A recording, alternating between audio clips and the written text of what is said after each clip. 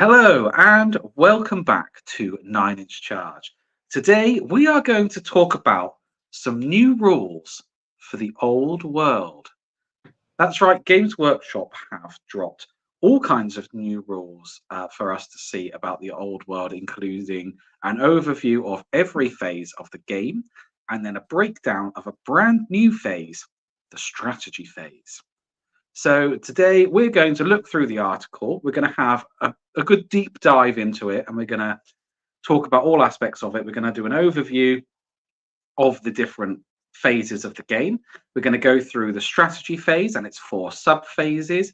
And then after that, we're going to do a bit of speculation about what we think might be coming for subsequent phases as Games Workshop show us what will happen in the movement phase, shooting phase, and combat phase.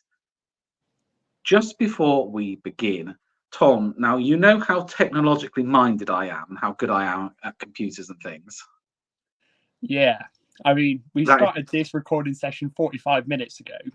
We've only just said our first few words. So yeah, suffice to say, not great.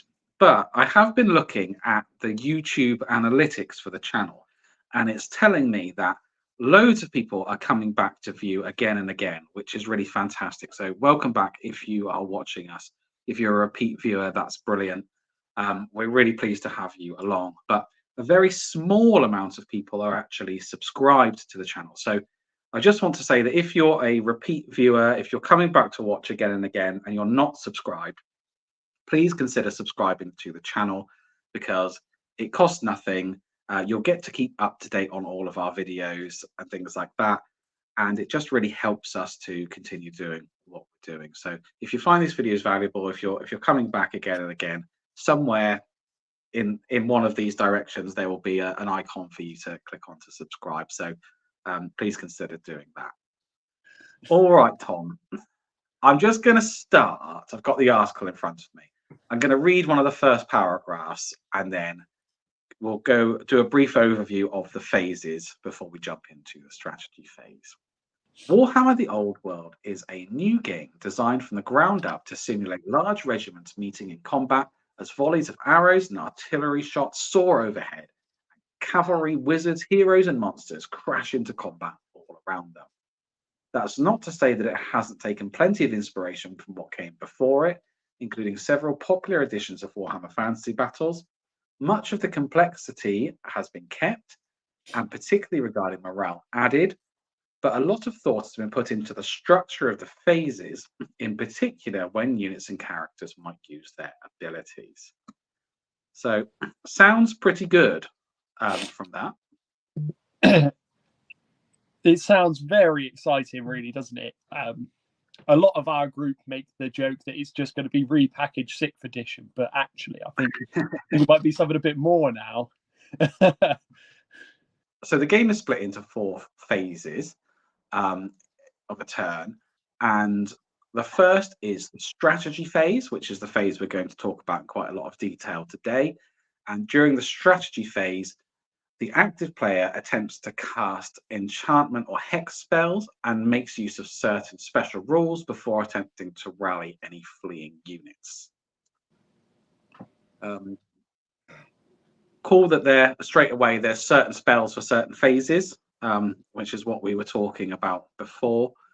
And I think in the last video when they talked about the change to magic and there being no magic phase, we were quite excited about how that would spread out across multiple phases and how magic could interact with other phases. So we'll move on. I think we'll talk about magic later on in a bit of detail about what we think. So the next phase is the movement phase. The movement phase starts with a declaration of charges and of charge reactions. Then the movement of charging units. After this comes compulsory movement. And finally, any remaining movement is carried out and conveyance spells are cast. Now, it's interesting there that that's what it says. Finally, any remaining movement is carried out and conveyance spells are cast. It's interesting to me because charges start first and your conveyance spells come after.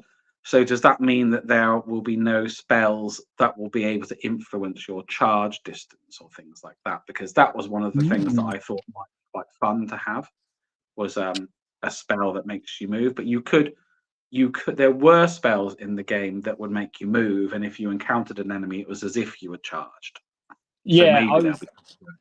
I was just about to say that might be the case. We don't know how charging's really going to work yet, do we? So you could have spells that interact that way. Yeah, interesting. Next is the shooting phase.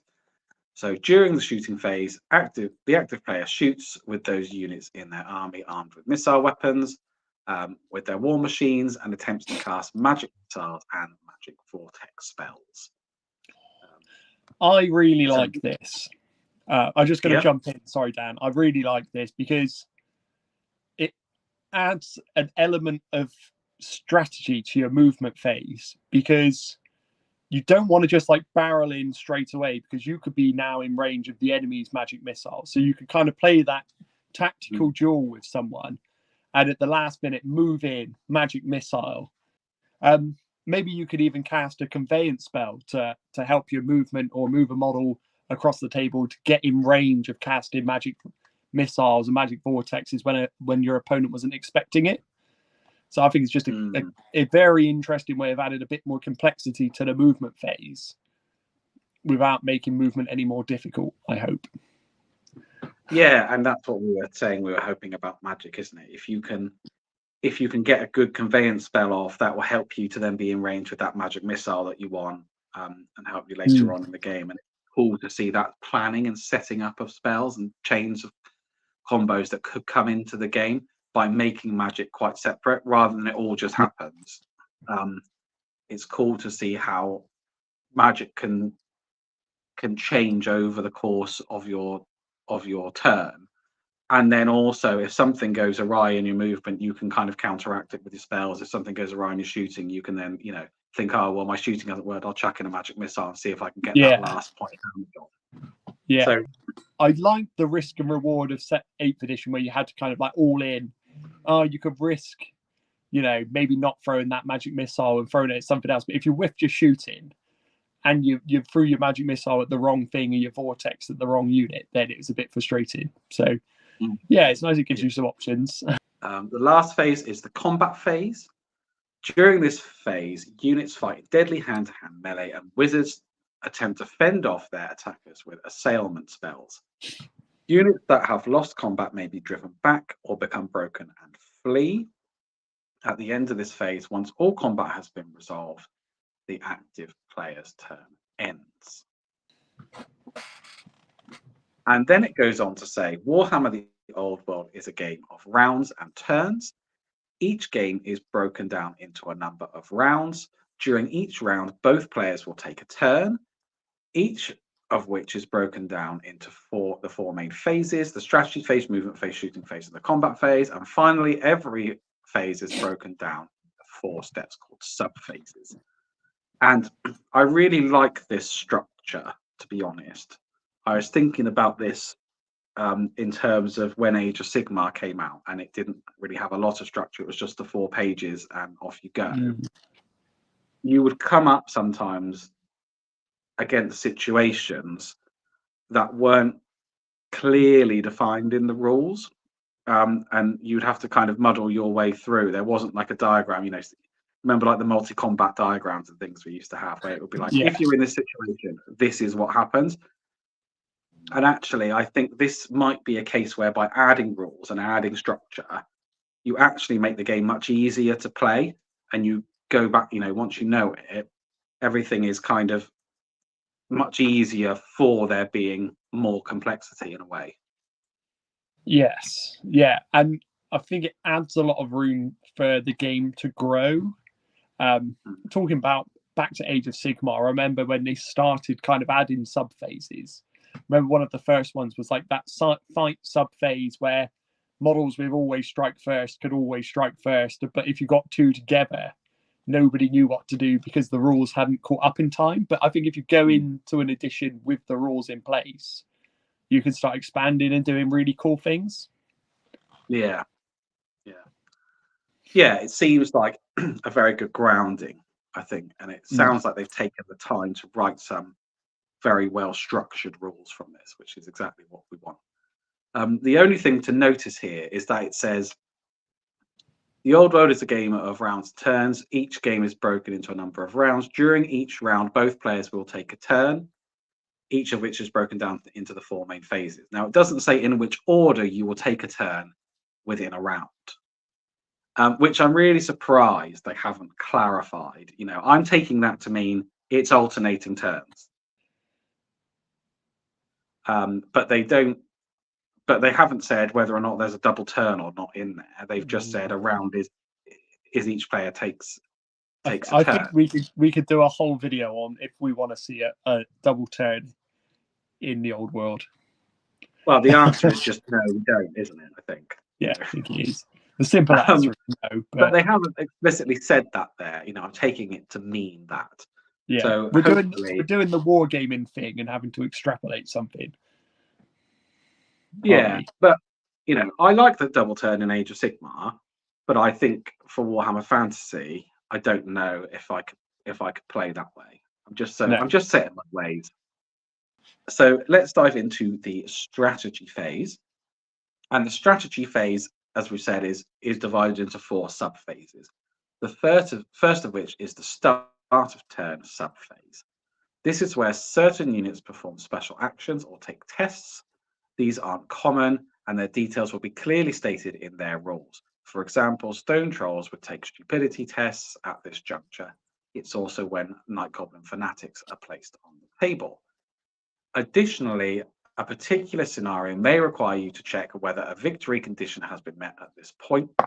You may also use this period to tidy the table, removing any casualties and errant dice. So, interestingly, if you do your Fanatics at the start of the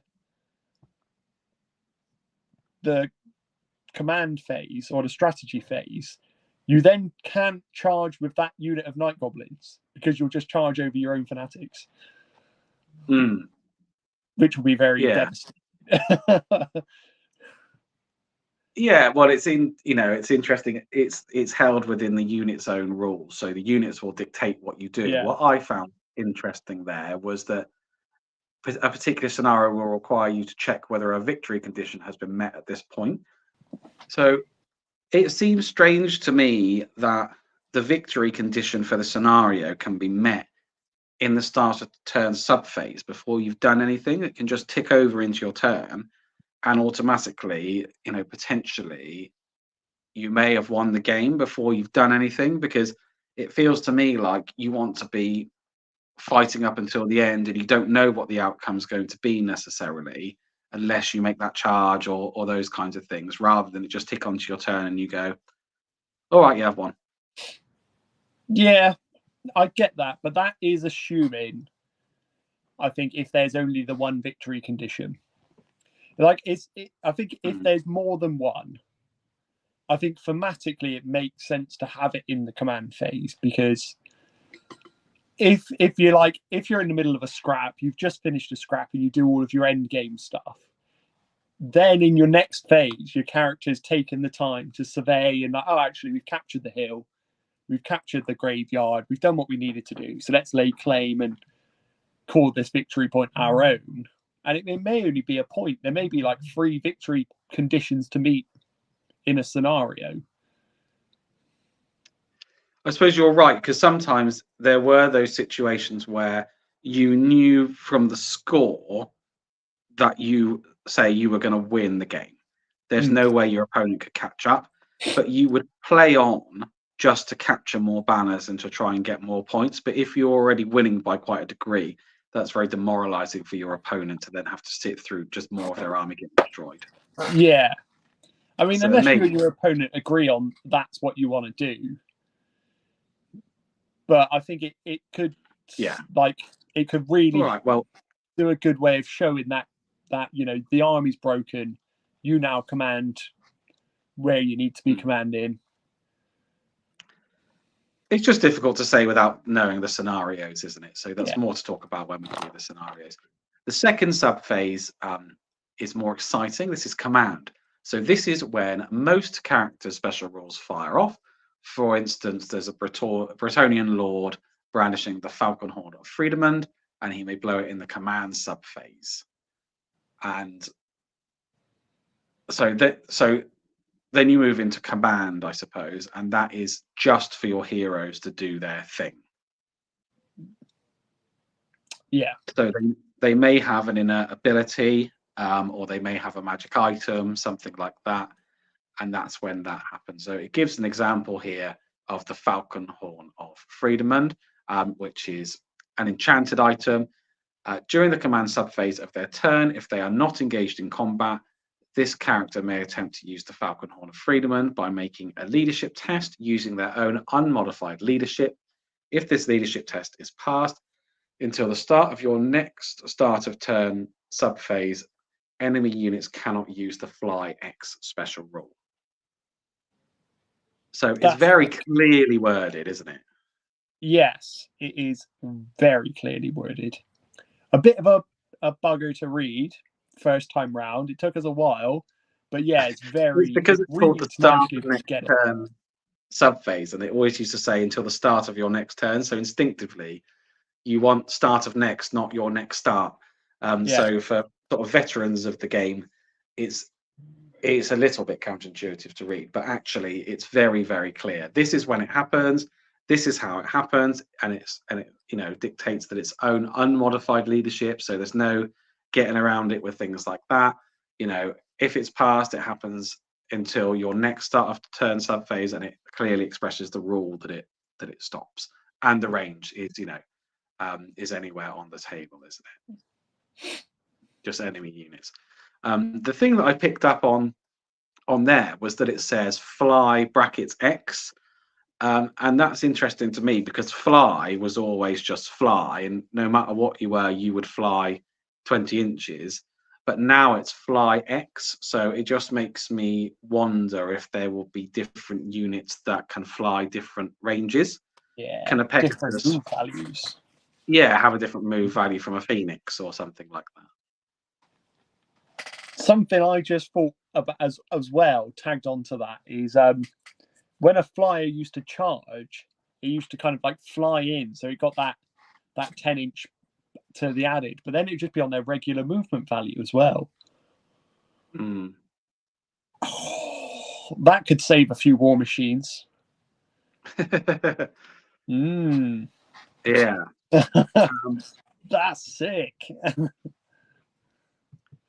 So that's quite interesting, and I'm looking forward to seeing what different things can fly different ways, and if things will impede that, or how fly works now, because it seems that it's going to work slightly differently. But I guess it does make sense that one creature would fly a different distance than another, and actually it might work better for balance, because when you look in Age of Sigmar, for example, on the war scrolls, different flying creatures have different flying ranges.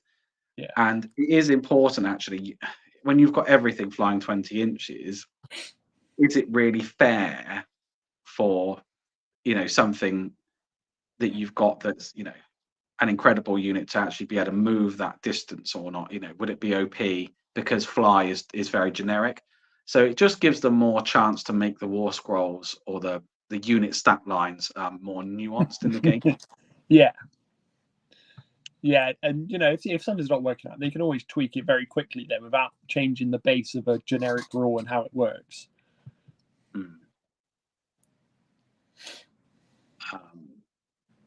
So the third phase of the third step of the strategy phase is Conjuration. This is when you cast enchantments, magical boosts for your allies, or hexes, magical penalties for your enemies. Players take it in turns during this step to choose wizards who aren't fleeing to attempt to cast spells. Now, I just want to talk about that bit a little bit, because it says here, players take it in turns to choose wizards who aren't fleeing to attempt to cast spells. So it sounds like there's a bit of back and forth in this phase. Yeah. However, when they describe the phases in the turn sequence image, it says during the strategy phase, the active player attempts to cast enchantment or hex spells and make use of certain rules. So it doesn't say that it's both players there, but then down here, it sounds like there's this you go, I go with wizards. So they're not 100% clear in the article, in my opinion, which way it is. It might be that you can cast spells in your enemy's command phase, or it may not be. Yeah. Now, the more I'm reading that, the more I didn't even pick up on that the first time I read it. It's just an interesting thing. I'm open to it either way, to be honest. I think the natural kind of way would be that, as it's your command phase, you would cast the hexes and things, but letting your enemy cast some spells in the same phase adds a bit more interaction, because one of the things about Warhammer Fantasy Battles was that it was very much, when it's your opponent's turn, you might as well go and put the kettle on, because they're going to do all of their stuff and there's very little interaction back and forth. Yeah. So this would be a way to add interaction back in.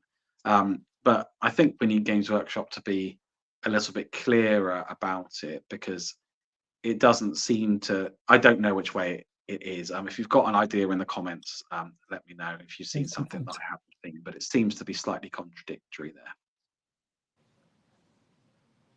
Yeah, no, that is very, very interesting. Should we go into a bit of detail on this spell then? Do you want to?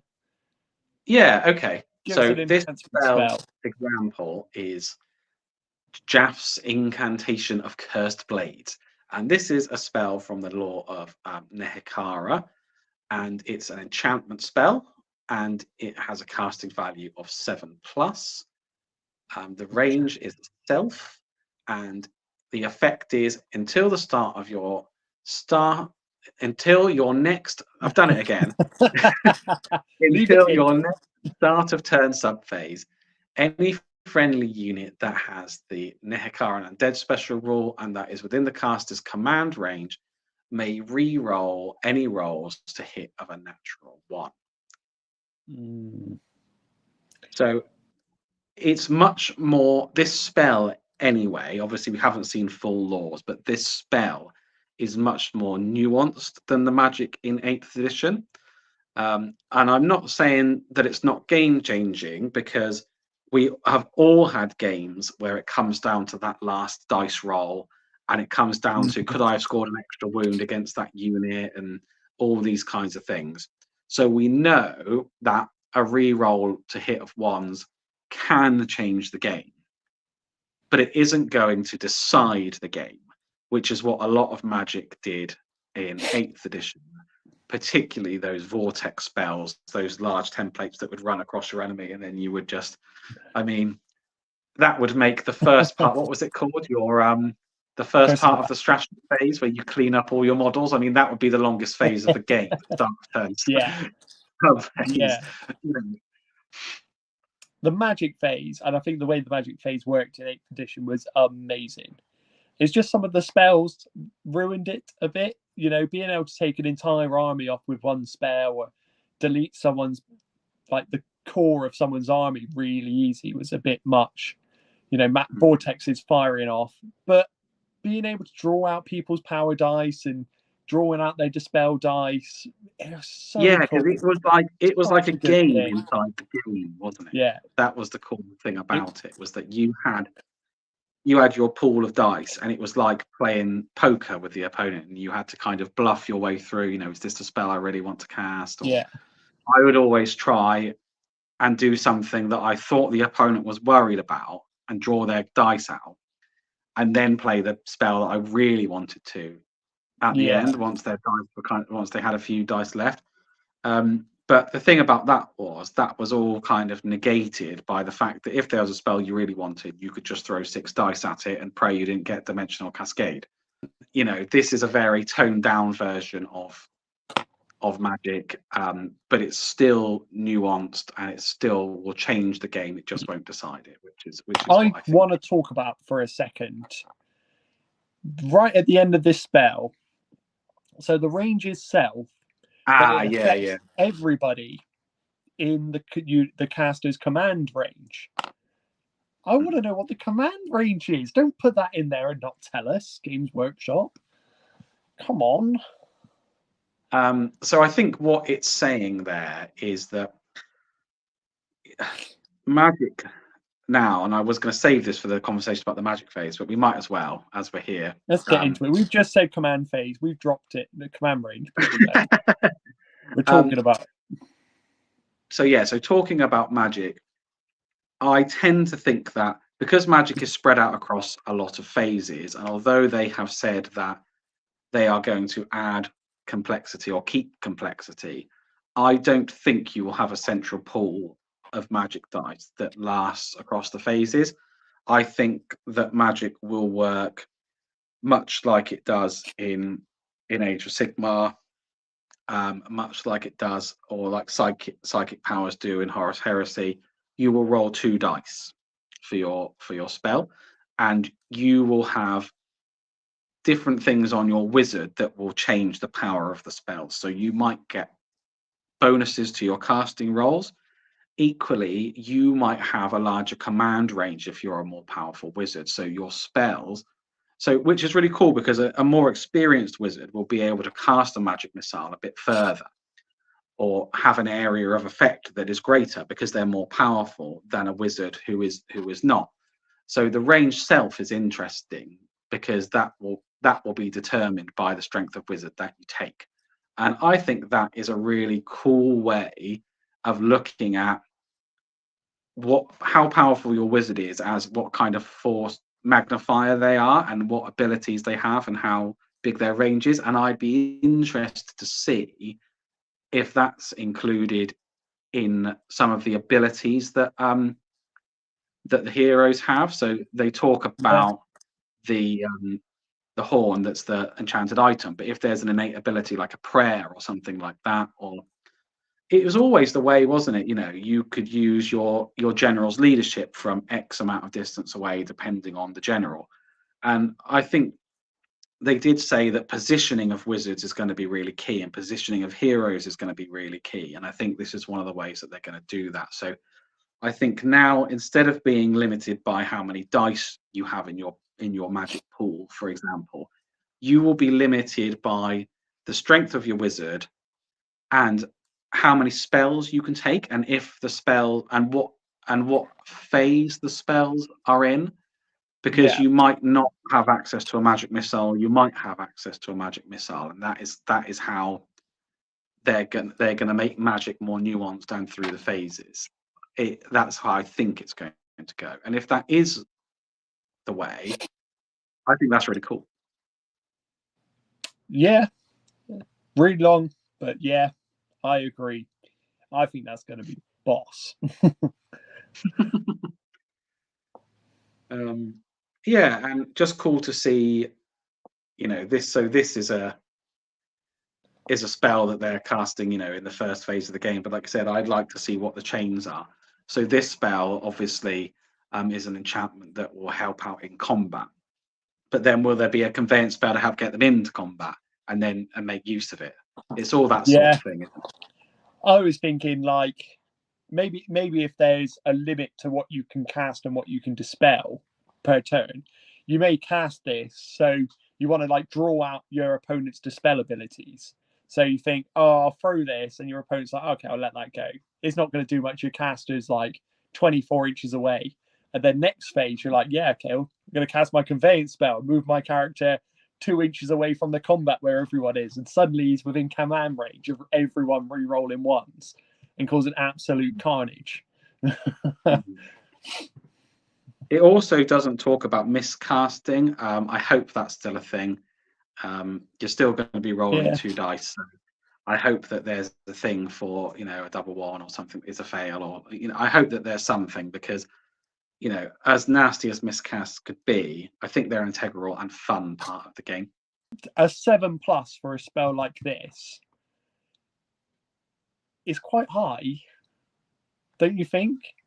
Like a 6+, maybe a 5+. Yeah, I agree. It seems high on the face of it because with 2 dice, you're kind of 50-50. Yeah, But we don't know what kind of modifiers they're going to be. If you're a level 4 wizard and you get +4 to that dice roll, you're going to make that all day, you know. yeah. I think that might be a bit much. Magic So items we'll are just have to wait massive. and see.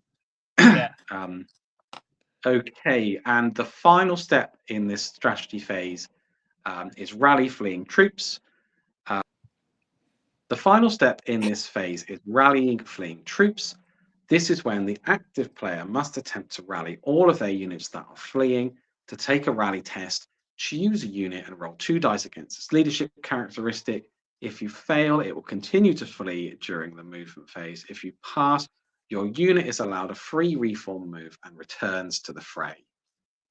We'll have more morale later in a later article too, but please do bear in mind that if your unit is under half strength, it gets a -1 modifier to its leadership when attempting to rally, and if it's under 25%, you need a natural +1. that's quite a cool rule. I like when it happens in the phase because it means your wizard can't cast, if they're fleeing, and they can't cast hexes or enchantments. So I think that's a big change in fantasy. Yeah, that is a big change. So yeah, that's a really good thing to notice there, that you'd be able to potentially cast in the subsequent phases, but you'll never be able to do a hex or an enchant if you start your turn with your wizard Yeah. fleeing. There's a couple of things then for me. Sorry, Tom. No, Go you ahead. carry on, mate. You're on something good, I'm sure. There's a couple of things there for me. One of them was if you're under 25%, you'll need a natural +1 to rally. As a long time Wood Elf player, there were times where I used to take an MSU style army, which is multiple small units. Now it doesn't take a lot if you've only got a 5-man unit or a 10-man unit to get that unit down to below 25%. You know, you've only got to cause 8 wounds on a 10-man unit. So I think that this is encouraging you to take large units, and that's something that we've seen, that, for example, the peasant bowmen are going to come in units of 34. The box will have 34 models in it, and I think this is shown here. I think it's quite interesting that they've done this as a way, I think, to encourage you to take large units, but it doesn't go so far as like the horde rules did. So I think that's, that's fine, but it's just something. It's just one of those little things that seems subtle, but then the implication is you're going to want to take larger units because of it. Yeah, it's massive. It worked well for monstrous cavalry because it usually only took them in threes anyway, so they never dropped below that threshold. The only thing is remembering it. It was a rule in fantasy, wasn't it? But it may have been lower. It may have been like 10% or something silly like that. But you'd never remember it. I never remembered it anyway. Yeah, it's keeping track of it, isn't it? When do you know if the unit's gone below half? And you're gonna have to get your tokens out, I think, probably. Yeah, love a good token. The other thing I noticed was it's just the wording. So it says, if you pass your leadership test, you're allowed a free reform move and you return to the fray. Now, I want to know in what sense you return to the fray, because the next phase is the movement phase, and the start of that is declaration of charges. Now, I imagine it would be written into the rules what you can do. That's good. That's a good point. That's like fire right there, because I don't think it was ever a rule, was it, in 8th edition, that they couldn't charge. It was just how the phases worked. Because you charged first, and then and you rallied right at the end of the phase, didn't you? So you missed your opportunity. Couldn't tell you about the rule book in my hand. We'll see what you're able to do when you rally, I guess, when the rules are published more fully, but that's just something I noticed was a little bit open-ended. Yeah. And the word returns to the fray, that phrase, it makes it sound like they're ready for combat. And of course they will have to be ready for combat. Maybe, if you're caught up to, you continue fleeing, otherwise now they can turn and they can fight. But it doesn't say anything about charging. My instinct would be that they couldn't charge. but it just doesn't say. I don't know. I think it opens up the option for like a really nice like fame retreat. Maybe, you know, your guys pull back, and instead of charging them down because they might be a bit faster than you, just say it's fast cap. You turn, and you free reform to go into another combat, and then next turn they've just rallied and just charged into the back of you again. I think that would be probably. I think you're right. I think that would probably be captured in the rules of a specific unit. So there might be a specific unit that can charge on the turn that it rallies, but not everyone. But you're right. I think that's cool because, like you said, you wouldn't have been able to in 8th edition, but now potentially you could flee and reform and charge. Yeah, I think it means you either got to make a really big decision, because if you reform and you've left the unit running away and it could turn around and charge, like, is it worth dragging your unit out of position so it doesn't get that rear charge next turn? I don't know. Game of tactics now. Everything we're talking about, I'm just actually it might just be getting a little bit more tactical than I thought it was going to be. All right, so shall we go through the different phases now, and the ones we haven't covered that we hope are coming up in subsequent articles, and I'm sure they will, and just talk about what we would like to see or expect to see. So first one, Tom, thoughts for the movement phase? I really liked the movement phase when you got comfortable with it, but I appreciate it was a lot to get comfortable with. The one thing I'd like to see tightened up would be the rules regarding skirmishers and fast cavalry, because there are some really awkward moments in 8th edition with those kind of units. Like, you could declare a charge because they're in your vision, and then they would tighten up, but they'd tighten up around the center model, and if they were positioned correctly, they could almost disappear out of your field of view. So were they eligible for a charge at that point? Really silly things like that. And the other thing that irked me a little bit was the wheel. You know, everyone did the wheel different. You know, it's really difficult to judge and call if it was a wheel, and it could slow the game down unnecessarily. So I'd like to see that tightened up a lot. Yeah, I think we were talking before, weren't we, about, you know, if you took a horde unit and there was a piece of impassable terrain in their way, you'd have to move back and then turn, and they might have gotten there because they've overrun or something like that, but you'd have to move back, wheel, turn, and you could spend the rest of the game just trying to maneuver that unit around a piece of terrain, and it could be very clunky. I think the other thing was there was that rule, wasn't there, where you couldn't get within an inch of an enemy unit without charging them. And then, you know, for someone like me that had a couple of eagles, if I wanted to just slow a unit down for a turn or speed bump them, I could just put an eagle down and just be like, well, you can charge me and I'll flee, or you can charge me and I'll stand, and you'd have moved an inch. You know, it's just it's one of those things, isn't it? But I think for me, I would like to see reforming and wielding and reversing all simplified, because I feel, and I get it, that you're trying to march in regiments and you have to try and keep your regiments, and it shouldn't be easy. You shouldn't be like skirmishers. I understand that, but I think that the movement phase was the longest phase and probably most complicated phase of the game.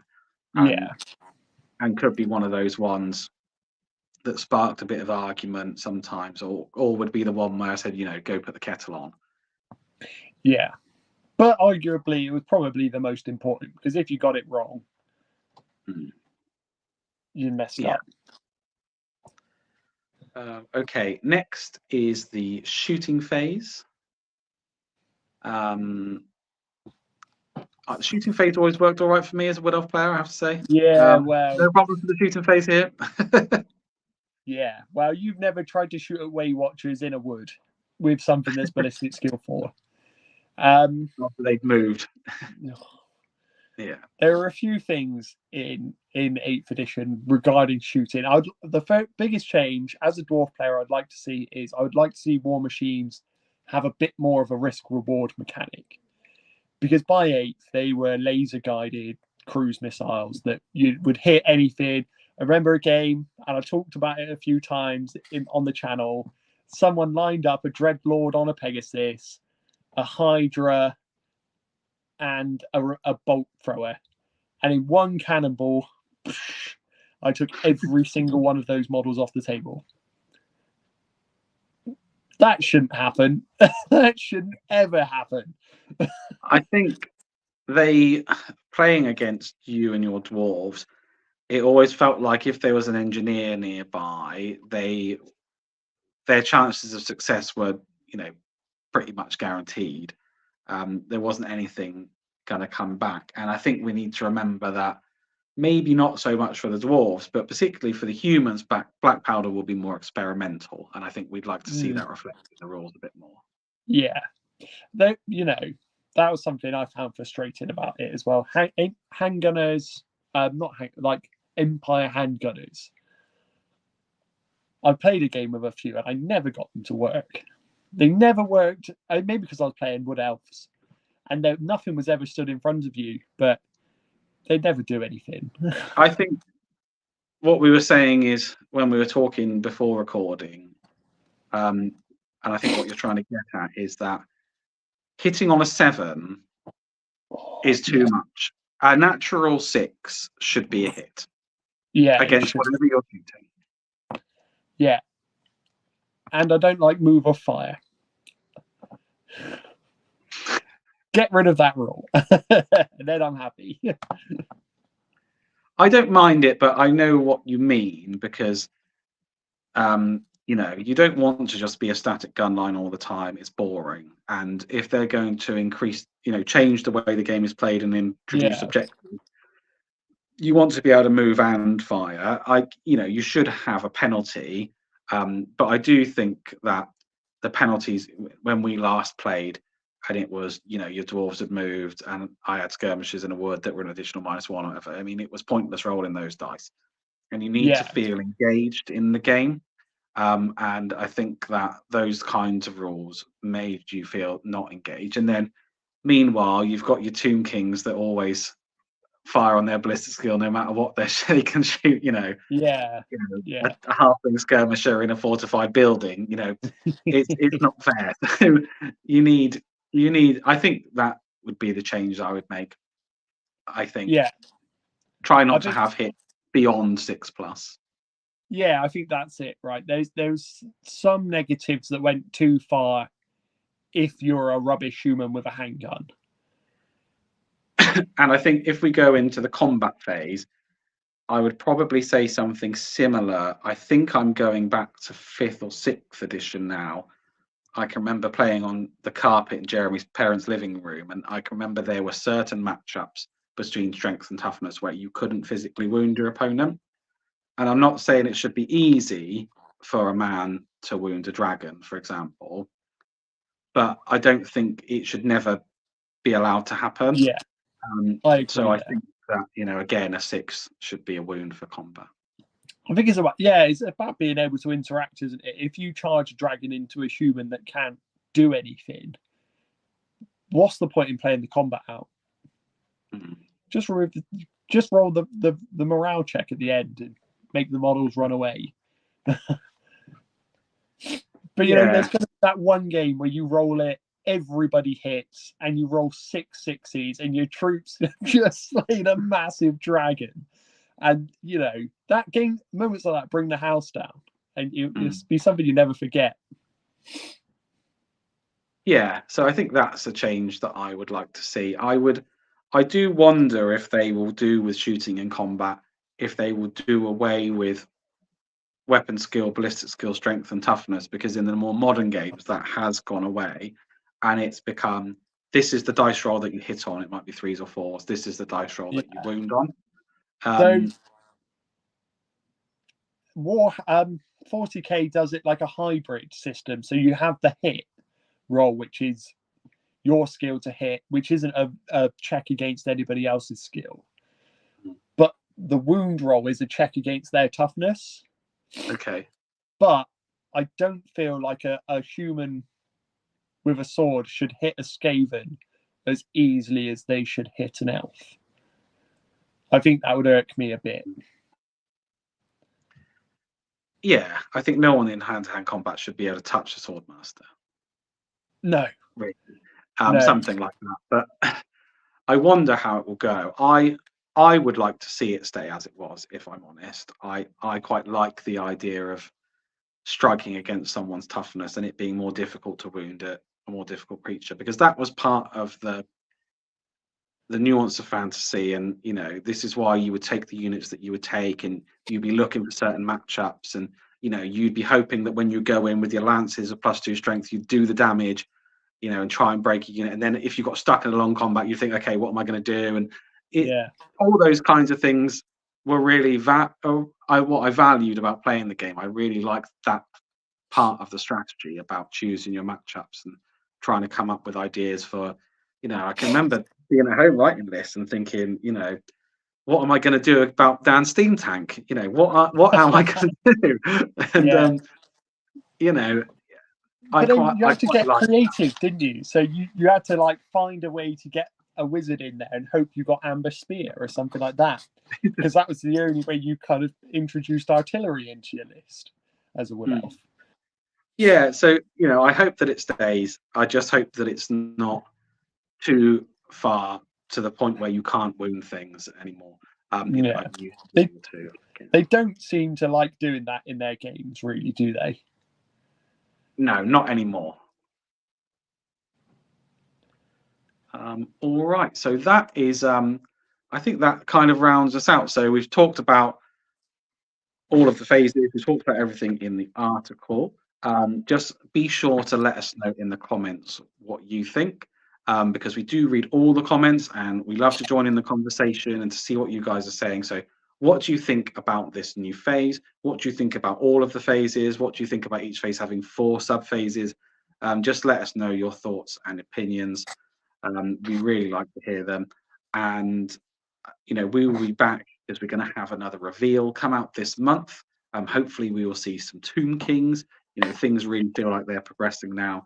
And of course, we'll be back each and every time they do another one of these rules videos. So just be sure to like if you've enjoyed and subscribe if you want to see more. And we will catch you next time.